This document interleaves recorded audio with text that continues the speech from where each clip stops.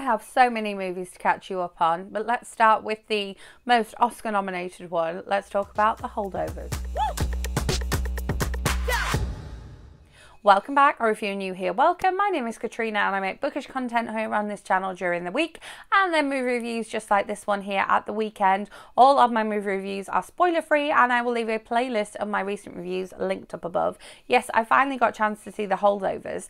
Did anyone else here in the UK just feel like it just wasn't on? Like, the week it was released, there was a couple of showings every day at my cinemas, and I have two cinemas that are fairly big that I can go to very close to me. And then after that it was just like, oh, we're showing it at 12 o'clock. I'm like, okay, but I'm at work at 12 o'clock.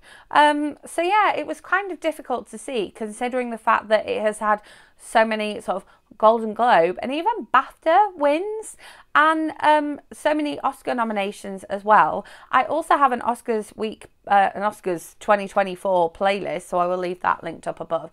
And I will have my Oscars sort of predictions that are always pretty rubbish here on this channel for you very soon as well. So make sure you hit that notification bell so you don't miss out on that one, because it's always a bit of a laugh.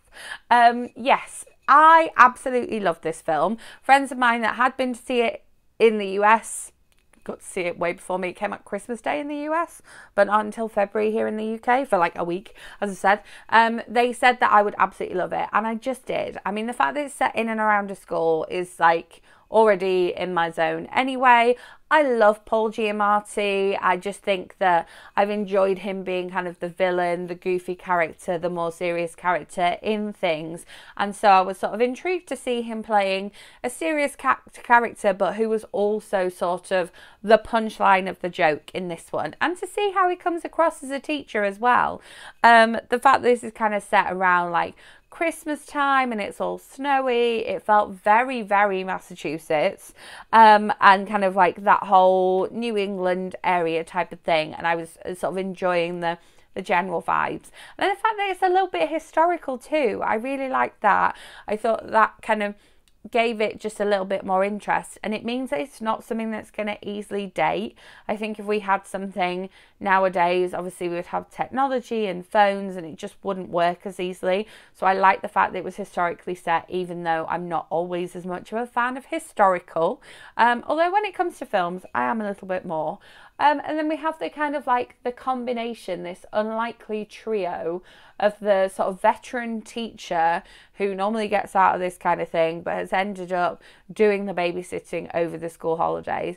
We have this rebel student who we sort of find out has been kicked out of other schools, and so was a little bit behind and was having to retake things. So he is a little bit older than your sort of classic this age of student that would be left behind.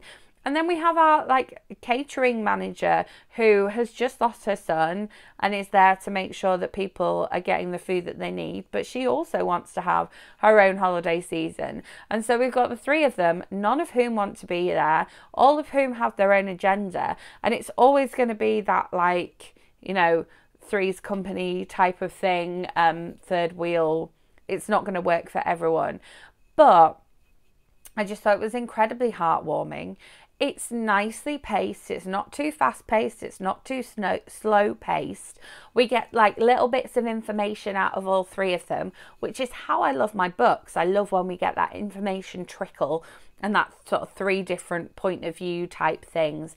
And so we get to find out a little bit more about him, a little bit more about our teacher, a little bit more about our catering manager, and kind of it trickles through.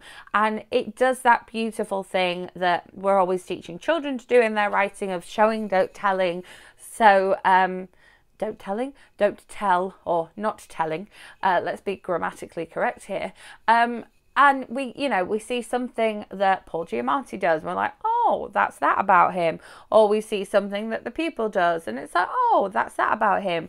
And the fact that this was basically the actor playing our pupil, his sort of debut, I just thought he was absolutely fantastic. I mean, yes, he is playing with you know, a really good cast, which is why they've been nominated for Oscars.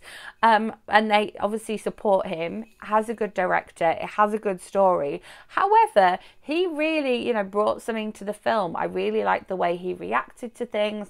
I really liked the emotion that was in his performance, because it means that it's not just a surface performance. We get to see something deeper about all of them with every single thing they say and every single thing that they do. I think overall, the kind of message of the film, it didn't really have a preachy message, and I really liked that about it, because so many films these days feel like they have to have a preachy message. However, I think it's very much like kind of about knowing yourself and doing your own thing and making success for yourself despite any shortcomings or despite any limitations that society or other people put on you. And it was just a really nice, heartfelt film. Like the story. I really loved the soundtrack. Like, I would listen to that soundtrack any day. I liked the actors, I liked the direction, I liked the New England vibes, and I just left the cinema feeling good. And when you can leave the cinema feeling good, that's a nice thing these days. Sometimes you leave feeling really quite drained, but I left feeling really quite pumped up. So should you pay your cinema going money to go and see this one, this is not one that I feel like you have to see on the big screen. Yes, it's got a good soundtrack. Yes, I like the cinematography with the New England vibes in particular. However, this is one that I recommend you watch however you can watch it. So if you can find it playing somewhere in the cinema, please do go and watch it. However, if you can't find it in the cinema because you're in the UK, please rent it from somewhere, download it from somewhere. It is best consumed however you want to consume it, but please do watch it. I do recommend it. I really enjoyed it. I could see it easily making one of my top 10 films of the year. So yeah, there you have it. A very definitive yes from me on this one. I do hope that there is some Oscar recognition at the ceremony next weekend, because I definitely think it deserves it. As always, if there is a particular film that you would like for me to go and see in cinemas this week for you, please do let me know in comments. I will be going to see as much as I possibly can. I'm trying to just finish up all of the Oscar nominated films at the minute.